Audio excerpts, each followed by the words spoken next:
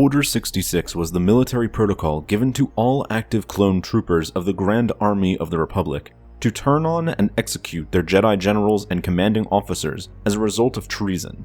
While this was the public reason for the order being given, in reality, its usage was to eliminate Palpatine's greatest enemies and to ensure he rose to power as the sole ruler of the galaxy without any significant opposition.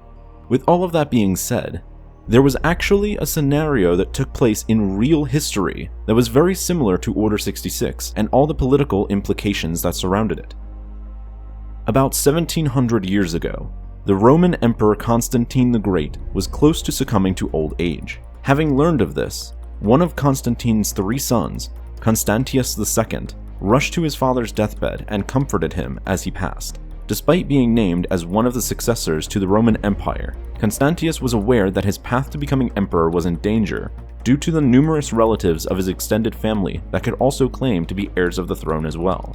With this paranoia of his, Constantius went on to order the Roman soldiers that recognized him as the legitimate ruler to turn on all of his cousins and uncles, many of whom were generals and high-ranking military officers within the Roman army. This resulted in the soldiers to turn on their own generals and military commanders that happened to share the blood of Constantius.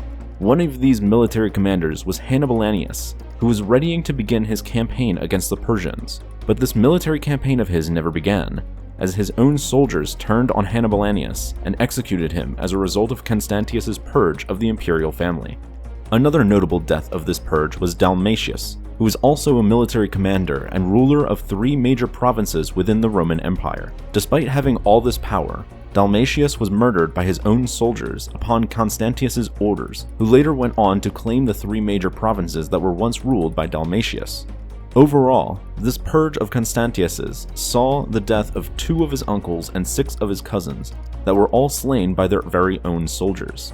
The success of the purge allowed Constantius to secure his rise into power, with him only having to split his share of the Roman Empire between his 2 brothers, Constantine II and Constans.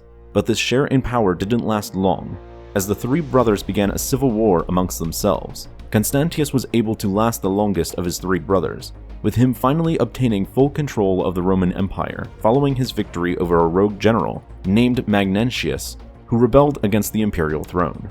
Following the death of Magnentius, Constantius would initiate another purge towards all of the rogue general's followers, having his own soldiers hunt them all down across his territories.